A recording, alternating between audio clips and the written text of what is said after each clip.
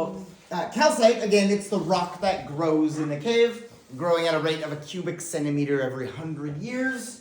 So you get an idea of just how ancient these rocks are. Now, however the water flows, you have different formations that build up.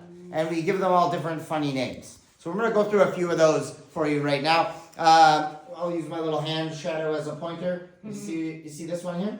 This is the classic calcite formation. Anybody know what it's called? Stalactite. Nice. Now, a stalactite hangs tight to the ceiling. That's how I like to remember. It's usually carrot-shaped, kind of pointy on the bottom, from water running on the outside. Drips fall down off the ceiling, and wherever they land, they form one of these guys. You know the name of this? Stalagmite. Yeah, nice one. So a stalagmite just might reach the stalactite. And if they connect, they form a different kind of formation. Anybody know what it's called? Sorry, anybody know what you call them? Pillar. Oh, column. A column.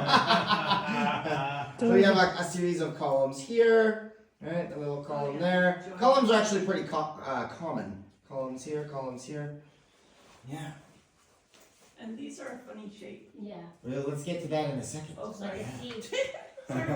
Now check it out, right up above my head, you have what's known as ribbons. That's these little veins of calcite. You have a dribble running down the ceiling. It leaves a trail of calcite behind. And the ribbons get bigger. And eventually a ribbon could form what we call a bacon strip.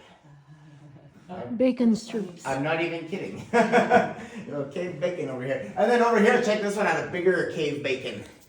This big bacon strip. That guy, it's like a fin that sticks out of the wall, right?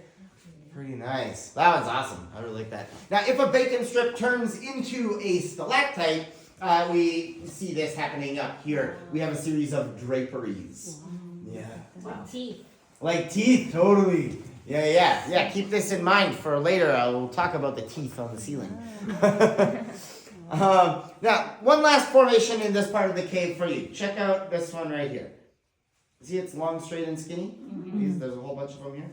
We call these soda straws. And soda straws are like a stalactite, but they're a little bit different. They begin as a tiny drip hanging on the ceiling.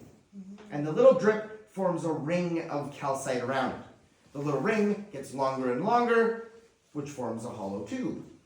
So the water is actually on the inside of the soda straw, not on the outside. And if you look closely with your beam of light, you'll see, the little driplets hanging at the bottom. They're kind of shiny, right? Reflecting your light. Now here's the thing.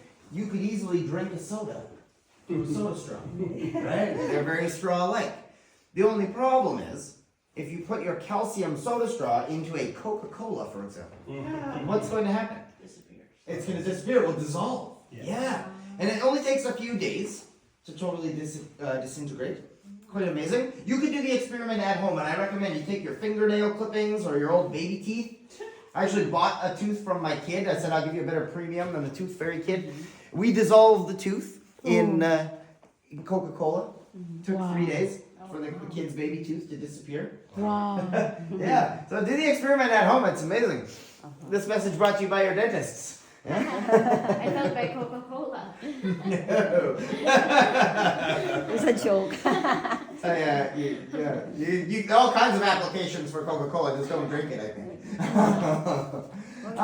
Now, we keep saying, don't touch the calcite. Watch out for the calcite. It's very sensitive. But if you want to touch some calcite, we have for you, right in front of us here, the